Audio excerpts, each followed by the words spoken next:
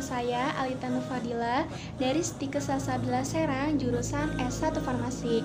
Nah, di video kali ini saya akan sedikit menjelaskan bagaimana cara menggunakan insulin pen dengan baik dan benar. Nah, sebelum saya menjelaskan bagaimana cara penggunaan insulin pen, sini saya akan sedikit menjelaskan mengenai diabetes.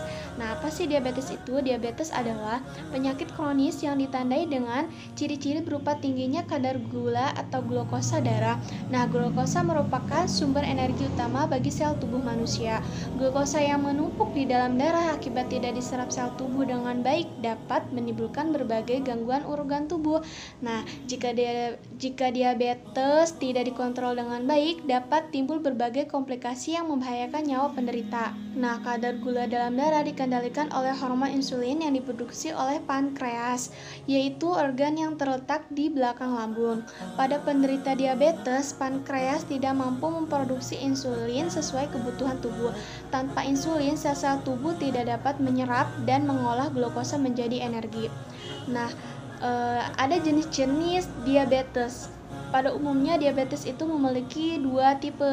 Nah, diabetes tipe 1 terjadi sistem kekebalan tubuh penderita penyerang dan menghancurkan sel-sel pankreas yang memproduksi insulin. Hal ini mengakibatkan penekanan kadar glukosa darah sehingga terjadi kerusakan pada organ-organ tubuh. Nah, diabetes tipe 1 dikenal juga dengan diabetes autoimun. Pemicu timbul keadaan autoimun ini masih belum diketahui dengan pasti. Dugaan paling kuat saat ini adalah disebabkan oleh faktor genetik dari penderita yang dipengaruhi juga oleh faktor lingkungan. Diabetes tipe 2 merupakan jenis diabetes yang lebih sering terjadi. Diabetes ini disebabkan oleh sel-sel tubuh yang menjadi kurang sensitif terhadap insulin, sehingga insulin yang dihasilkan tidak dapat dipergunakan dengan baik, atau resistensi sel tubuh terhadap insulin sekitar 90-95%. Penderita diabetes di dunia menderita diabetes tipe ini. Nah, selain kedua jenis diabetes tersebut masih ada lagi, yaitu pada diabetes khusus pada ibu hamil yang dinamakan diabetes gestasional. Diabetes pada kehamilan disebabkan oleh perubahan hormon dan gula darah akan kembali normal setelah ibu hamil menjalani persalinan. Gejala-gejala diabetes tipe 1 dapat berkembang dengan cepat dalam beberapa minggu, bahkan beberapa hari saja. Sedangkan pada diabetes tipe 2, banyak penderita yang tidak menyadari bahwa mereka mengalami atau menderita diabetes.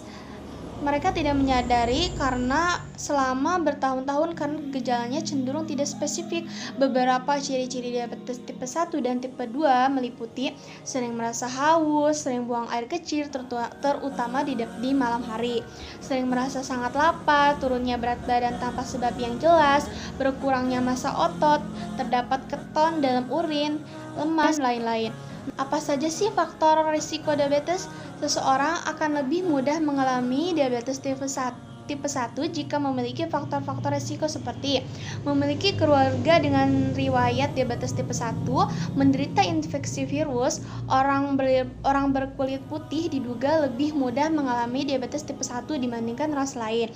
Nah, berpergian ke daerah yang jauh dari khatulistiwa atau ekuator. Diabetes tipe 1 banyak terjadi pada usia 4-7 tahun dan 10-14 tahun. Walaupun diabetes tipe 1 dapat muncul pada usia berapapun.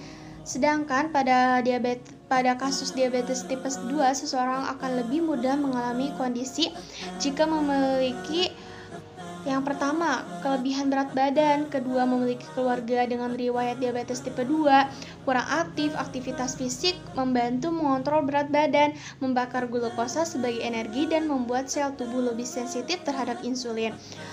Faktor usia, risiko terjadinya diabetes tipe 2 akan meningkat seiring tambahnya usia. Menderita tekanan darah tinggi atau hipertensi, terus memiliki kadar kolesterol dan trigliserida abnormal. Selanjutnya adalah diagnosis diabetes. Gejala diabetes biasanya berkembang secara bertahap kecuali diabetes tipe 1 yang gejalanya dapat muncul secara tiba-tiba.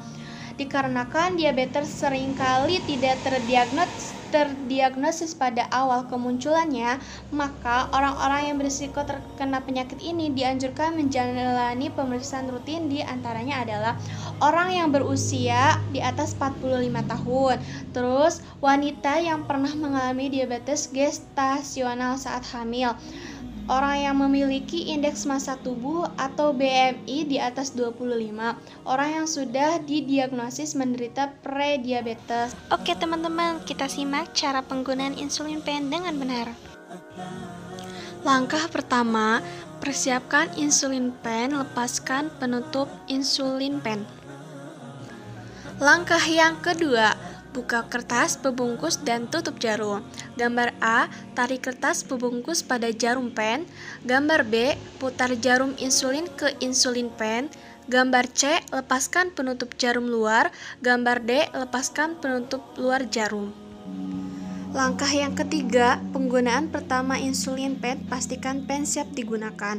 Gambar A, pertama hilangkan udara di dalam pen melalui jarum untuk mengatur ketepatan pen dan jarum dalam mengatur dosis insulin. Putar tombol pemilih dosis pada 1 atau 2 unit. Gambar B, tahan pena dengan jarum mengarah ke atas, tekan tombol dosis sambil mengamati keluarnya insulin. Ulangi jika perlu sampai insulin terlihat di ujung jarum. Tombol pemutar harus kembali ke 0 setelah insulin terlihat di dalam pen.